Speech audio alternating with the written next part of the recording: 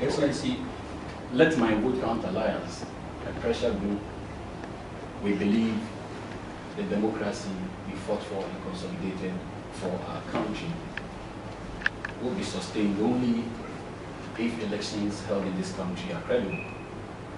And a credible election has a lot to do with the processes leading to the final election. In the last few days, we have obsessed ourselves with the responsibility of drawing the EC and all stakeholders' attention to the issues that concern the overall election. Our focus in the interim has been on the need for the electoral law to be changed. Excellency, with the greatest of respect, we know and admit you are one illustrious son of this land whose influence in this society and beyond can never be overlooked. In that light, we decided to officially pay a courtesy call to you as a group. Quite apart from our activity in calling for a new voters register, we believe it's expedient to seek your blessing in our daily activity, which principally revolve around the consolidation of our democracy, which we have fought for, which we are privileged to enjoy. Excellency, this is why we are here this morning. Your Excellency, once again, thank you for the opportunity.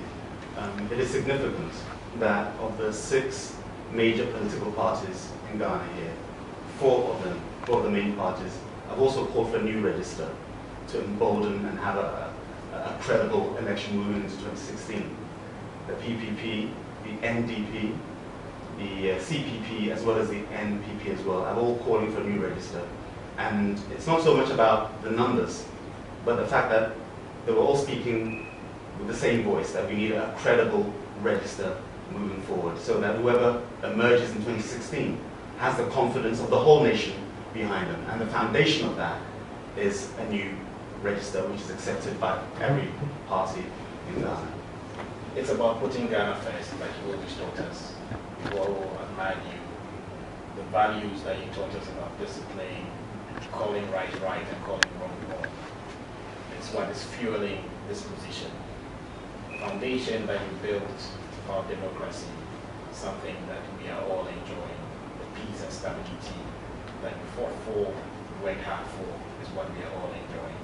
And we don't want to go back to the days where we're not free to do things right. So we are pleading with you. Today, we want to hear something from you as far as our call for a replacement of the voters register is concerned.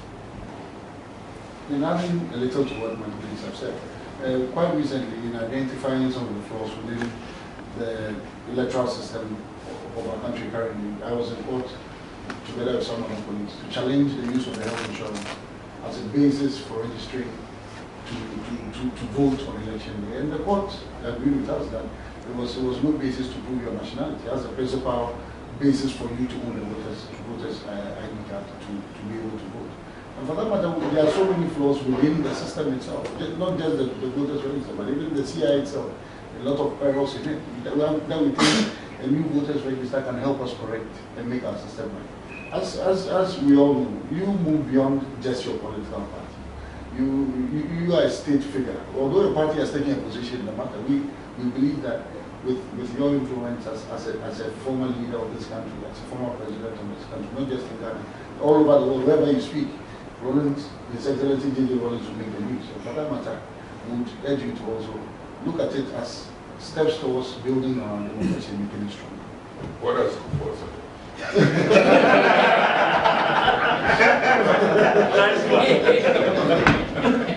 I'm asking this man. Statesman, etc. He's a statesman. Yeah, we'll meet him too as well. Oh, We came here first because we believe that I preceded him. Yeah. we believe that you are the #1 statesman, sir. People have checkmated.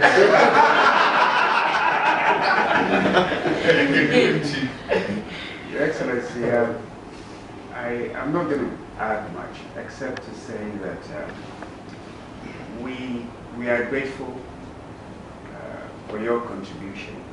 In fact, the Fourth Republic is the longest sustained democratic environment that we've had since independence. And it's because of the foundation that was laid.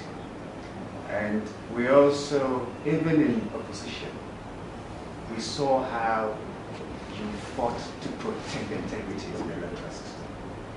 I remember one quote from you: protect the ballot like it's your father, it's your wife, it's your child, you protect your child. And we saw what you did in 2001, most importantly in 2008. And some of us didn't believe. If it wasn't for your role in leading that fight, we probably wouldn't have had the change that took place. And you fought for a fair playing ground. And that's what we're fighting for. We are worried about the delay in even the Electoral Commission addressing this issue. Because as you know, elections and the process towards elections involve budgeting and also time. We understand that the next election will take place like in November next year. A couple of months ago, some evidence was sent to the Electoral Commission which showed that allegedly the electoral rolls and the database had been tampered with, and also cross-border registration and all that. One would have expected that at least the Electoral Commission would have taken urgent steps to look into, interrogate these evidence, and come out with a finding, which would then inform whether or not we needed a new register or not. Because yesterday, for instance, I think the couple of bishops came out and said if the evidence were true, then of course the case for a new register is made. Yet we don't know. All we hear is that this month, bring your proposals. Next month, come and speak on your proposals. The next month, before we realize, it will probably be too late. And we've seen what happened in Kenya, which was a stable environment. We saw what happened in Mali. We've seen what happened in like Cote d'Ivoire. And all these countries that were doing well, when they had disputed elections, it sent them backwards. We don't want that legacy that yourself, others before you, and after you, notably President Kufuor and the late President Mills, and also even currently President Obama, the legacy that you left and the ones that they continue, we don't want that to be destroyed. We went to the demonstration a few weeks ago, and of course you thought there's positive defiance and also positive action. We went on demonstration. This gentleman, Justice Ajakuman, he's from Taifa Agoma. He was just marching peacefully. He was hit in the left eye by a rubber bullet. He's lost his eye. Tomorrow, he has another operation at Korea. And he threw no stone. He was just holding a placard. And just being out there, fighting for something he believed. He really still believes in. And we think that it is an issue that we need the solidarity of people like you, who have helped us to have even the freedom to speak our mind as our forefathers dreamt of. And if you have people like you still alive, we hope that we can count on your solidarity, your support, your leadership to have a fair playing field. And that's why we're here today.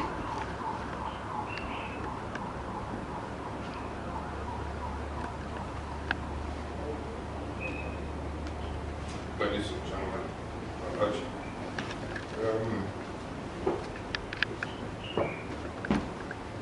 don't know how many people or how many of us can smell or sense the climate of the country.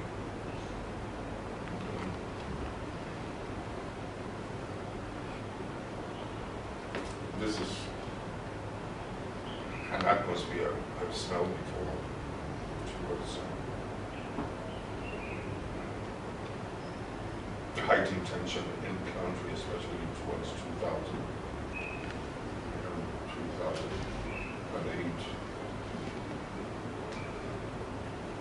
I get a feeling 2016 is going to be another challenging electoral process. There's a lot of stress in the air.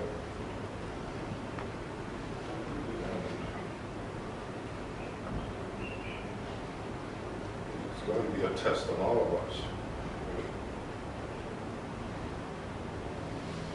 In order to minimize the stressfulness into 2016, like some of them are saying, like what we've read, everything possible must be done to ensure a very credible electoral process.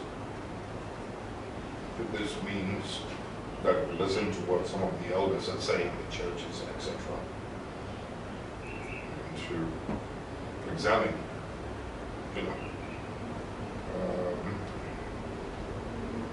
what's going on in order to keep the registry, the electoral process into the election a very credible climate, a very credible instrument, platform, I think was to it. I've always said that it's an unfortunate thing to abuse the sanctity of the right of choice.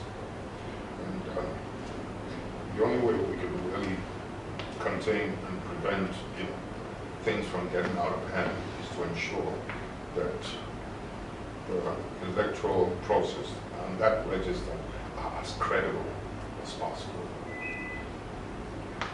And as a civil government, I think if we feel pretty confident about that register, we should have no fears about doing what needs to be done to win the confidence, to take away doubts.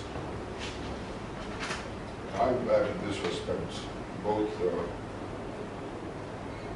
candidates, the presidential candidates, especially for the NPP and the president, the Catholic churches and a few others, have expressed their views and concerns about it. I want to take this opportunity to emphasize that there is stress in the air with a lot of nervousness. In 2016, it turned out to be a very challenging task for us. And I think we can minimize the stress by ensuring the credibility of the register and the whole process. Am I making sense? Are you sure? Absolutely. Yeah. What do you think? Very much so. Very much. It's a very solid spiritual statement. Sorry. Yes. I said it's a very solid and spiritual statement you've made. Well, am I being fair to all sides? Because I think the results will be acceptable if people feel that there's no flawed situation, if we make this electoral process as free and fair, as clean as possible.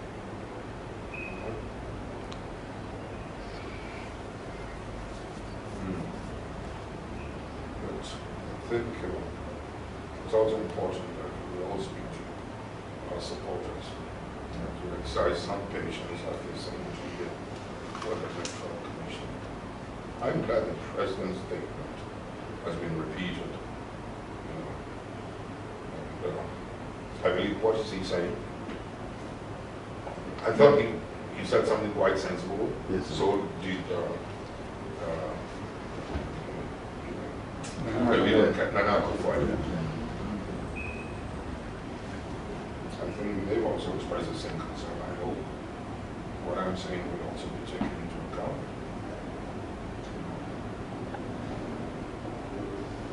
It's important, and I'm sure it will be done. Okay?